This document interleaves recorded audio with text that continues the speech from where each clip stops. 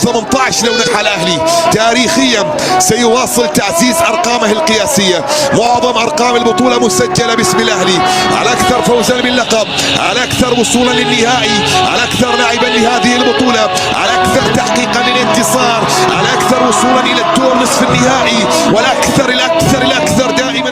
القاضية ممكن، القاضية ممكن، شاط الكرة وجول، القاضية ممكن، القاضية ممكن، القاضية ممكن، سجلها ولد معلول، سجلها علي معلول، ملك الحلول، وي علي وي علي.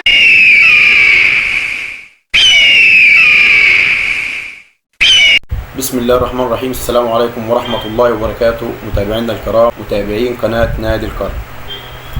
النهارده ان شاء الله معانا 4 اخبار حصريه ناريه. قبل ما نتكلم يا ريت اللي ما اشتركش في القناه يشترك ويفعل زر الجرس عشان يوصله كل جديد. نبدا بعناوين الاخبار.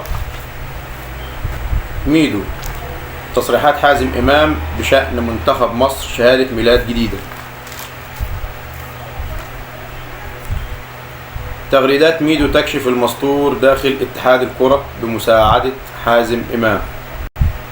أول رد من نادي الزمالك على محامي عمرو أديب بشأن مرتضى منصور.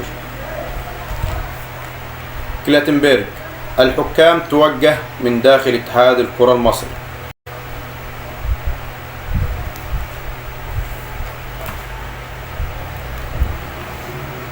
وجه أحمد حسام ميدو تحية خاصة لحازم إمام عضو مجلس إدارة اتحاد الكرة المصري بعد تصريحاته القوية بشأن معسكرات منتخب مصر المقبلة. وكان منتخب مصر قد تعرض لهزيمة بثلاثية مقابل هدف أمام تونس في المباراة الودية التي جمعت الفريقين مساء أمس الثلاثاء، مما أغضب روي فيتوريا المدير الفني للفراعنة بسبب غياب العديد من اللاعبين لارتباطها بأنديتهم خلال فترة التوقف. قال ميدو في تصريحاته: تصريحات حازم إمام بشأن معسكرات منتخب مصر شهادة ميلاد لحازم إمام. وأضاف حازم إمام: أن تكون مسؤولا في العمل العام ويكون لك شخصية ويكون لك رأي، إما أن تعيش في البحر في سلام. ميدو بيقول الرسالة لحازم إمام: إما أن تكون مسؤولا في العمل العام ويكون لك شخصية ويكون لك رأي، إما أن تعيش في البحر في سلام. بالنسبة لأحمد حسام ميدو: طب وانت شهادة ميلادك فين؟ انت شهادة ميلادك فين؟ أحمد حسام ميدو بيأيد حازم إمام، ده كله بسبب المنتخب المصري، بسبب هزيمة المنتخب المصري. وطبعا علقوا الشماعات وطلعوا هاجموا الأهلي بسبب ال4 لعيبة اللي اتاخدوا من منتخب مصر. أولا ال4 لعيبة دول روي فيتوريا زعلان عشان ال4 لعيبة بتوع الأهلي اللي هم توجهوا لمباراة رسمية مهمة وهي السوبر الأفريقي. زعلان عشان احنا خدناهم من مباراة ودية.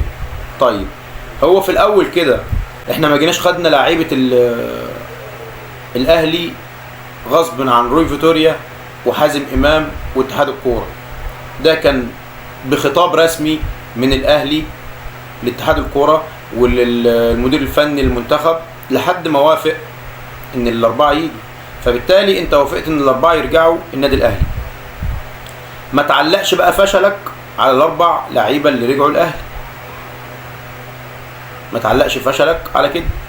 ويجي حازم امام يتكلم عن اللعيبه اللي مشيت. ما دي مش اول مره تعملها يا حازم، انت طول عمرك بتجامل الزمالك. يعني حازم امام طول عمره بيجامل الزمالك، هو واحمد حسام ميدو، والناس كلها عارفه الكلام ده. انت طول عمرك بتجامل الزمالك. 4 لعيبه في ماتش ودي اتاخدوا من المنتخب عشان يروحوا يلعبوا ماتش رسمي وبطوله. المنتخب المصري لما طلب اللعيبه في افريقيا المنتخب، واحنا كنا بنلعب في كاس العالم للانديه، الاهلي ما اعترضش. الاهلي ادى لعيبه للمنتخب ولعبنا في كاس العالم للانديه بدون القوام الاساسي للفريق. لعبنا بالناشئين. كان الهدف من السيناريو ده ان انتوا عايزين توقعوا الاهلي، بس الاهلي ما بيوقعش.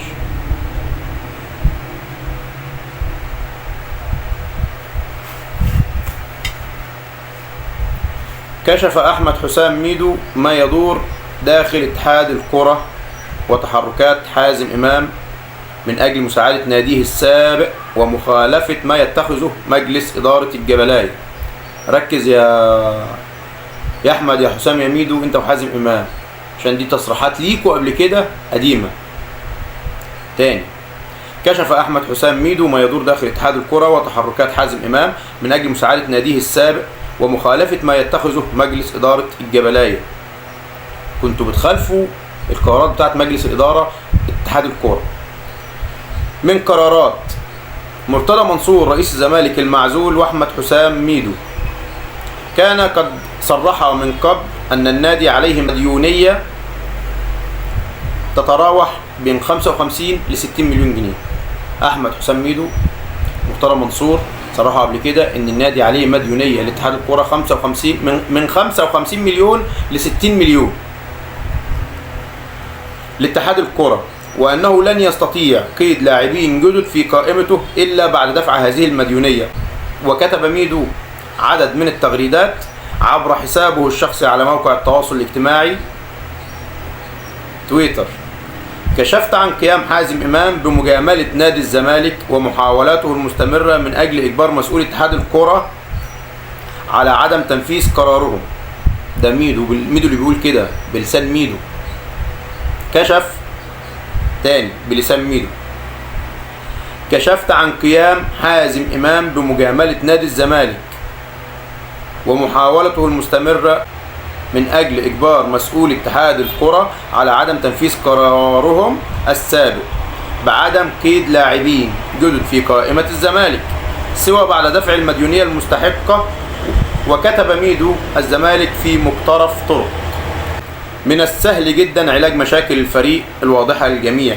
وأضاف: يعلم الله أني أحاول كل يوم علاج مشاكل النادي، ولكن أول مرة في حياتي الإحباط يتملك مني بهذه الدرجة. امبارح طول اليوم بحارب مع المسؤولين في اتحاد الكرة عشان نفتح القيد، والحمد لله نجحنا في فتح القيد. الحمد لله ميدو وحازم إمام نجحوا في فتح القيد وخلوا اتحاد الكرة يرجع في قراراته تاني عشان يجامل نادي الزمالك. ميدو وحازم إمام بيحاربوا عشان يغيروا القرارات، ويجي دلوقتي يقول لك شهادة ميلاد جديدة. طب وانت شهادة الميلاد بتاعتك فين يا ميدو؟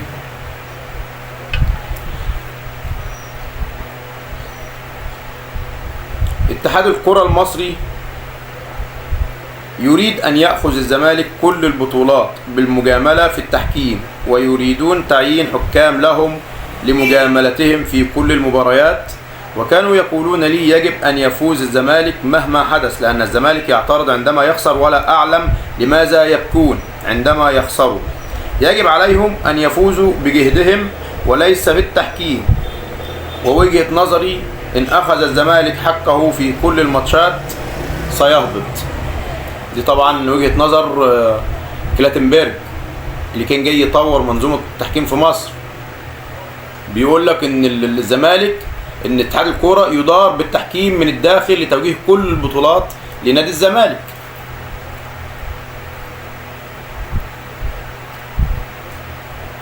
فين بقى قرارات أحمد حسام ميدو؟ أحمد حسام ميدو وحازم إمام أي مطالب خاصة بالنادي الأهلي يقول لك إحنا بنتعامل بالشفافية، بنتعامل بالحيادية.